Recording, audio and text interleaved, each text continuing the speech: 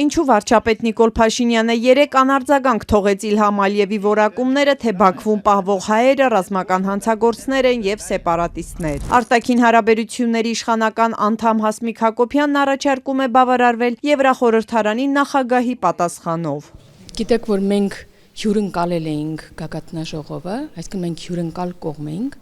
Եվրոպայի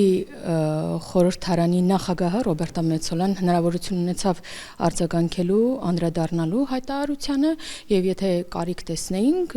այդ պահին արձագանք կլիներ, կամ հետագայում եթե կարիք ունենանք, կարձագանքենք։ Երևանում տեղի ունեցած Եվրոպական քաղաքական համայնքի գագաթնաժողովին տեսակապով միացած Ադրբեջանի նախագահը ելույթի հիմնական մասը երեկ նվիրեց հենց եվրոպացիներին քննադատելուն։ Իր վրդովմունքը հայտնելուն զուգահեռ Ալիևը պնդում էր, թե եվրոպական կառույցները մեջբերեմ թիրախավորում են Ադրբեջանը, տարածելով զրպարտանք եւ սուտ։ Ալիևի մեղադրանքներն ու քննադատությունները անպատասխան չթողեց Եվրախորհրդարանի նախագահը։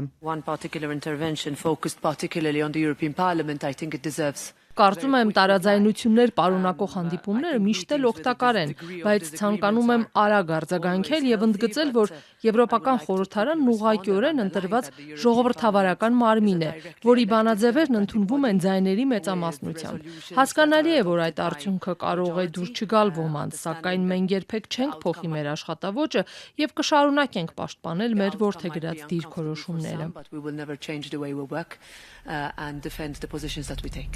Ընդդիմադիր Հայաստան խմբակցությունից անընդունելի են համարում ՔՊԱ-ական պատգամավորի բացատրությունը, թե պետք է հիմք ընդունել եվրոպացի պաշտոնյայի արձագանքը։ Արթուր Խաչատյանի գնահատմամբ Նիկոլ Փաշինյանը լռելով հերթական զիջումն արեց Ալիևին, որ նախընտրական այս փուլում Ադրբեջանի նախագահն ասի, այո, խաղաղություն է հաստատված։ Եվրախորհրդանի նախագահը գտնվեց իր բարձունքի վրա, պաշտպանեց եվրոպական շահերը, Նիկոլ Փաշինյանը հերթական անգամ ձախողեց Հայաստանի Հանրապետության վարչապետ լինելու իր հանգամանքը եւ չպաշտպանեց այ ժողովրդի Հայաստանի Հանրապետության շահերը։ Ալիևի քննադատության թիրախում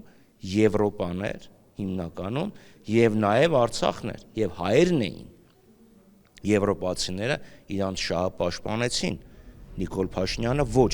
Եվրոպական խորհրդարան օրերս ընդունած բանաձևով վերահաստատել էր իր աջակցությունը Լեռնային Ղարաբաղի հայերի իրավունքներին։ Կոչ անելով հասնել համապարփակ խաղաղության պայմանագրի, բանաձևը միաժամանակ դատապարտել էր Ադրբեջանի կողմից հայ ռազմագերիների, կալանավորվածների եւ պատանդների անարդարացի կալանավորումը, պահանջել նրանց անհապաղ եւ անվերապահ ազատ արձակում։ Գերիներին ռազմական հանցագործ համարող Ալիևին չպատասխանելով Նիկոլ Փաշինյանը ընդդիմադիր պատգամավորի կարծիքով առնվազն փաստում է իր եւ Ալիևի օրակարգերն Արցախի ռազմաքաղաքական ղեկավարությանը հայրենիք վերադարձնելու հարցով համընկնում են։ Իսկ ով ասես, որ Նիկոլ Փաշինյանը կուզենար, որ օրինակ Ռուբեն Վարդանյանը,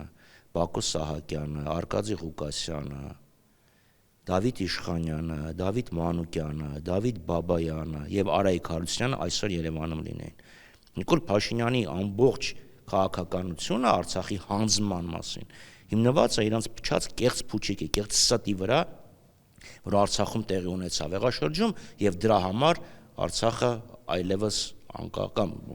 Ադրբեջանը գրավեց Արցախը։ Հիմա այդ մարդիկ, որ գային ասեն, որևէ նման բան չի եղել եւ Արայիկ Հարությունյանը կամավոր հրաժարական տվել, ինչ սուտեր հորինել։ Վարչապետ Նիկոլ Փաշինյանն ու թիմակիցները հակառակը մշտապես վստահեցնում են, բոլոր գերիներին վերադարձնելու հարցով ամեն օր են աշխատում։ ՔՊԱ-ական Հասմիկ Հակոբյանը չի կարծում, թե Իլհամ Ալիևին չպատասխանելով Փաշինյանն ըստ էության համաձայնում է նրա գնահատականների հետ։ Երբ որ կրակոցներ կային եւ մենք պատասխան չէինք կրակում, նշանակում է մենք համաձայն ենք այդ կրակոցի հետ։ Ուղղակի մենք որդեգրել ենք խաղաղության օրակարգը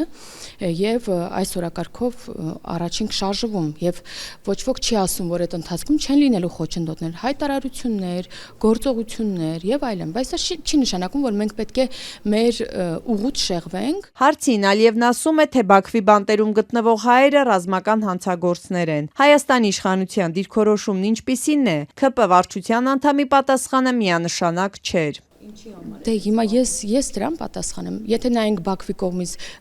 յուրաքանչյուրին մի հոդվածով է, սակայն մենք գտնում ենք, որ մեր հայրենակիցները պետք է վերադառնան Հայաստանի Հանրապետություն։ Եվ անում ենք ամեն ինչ։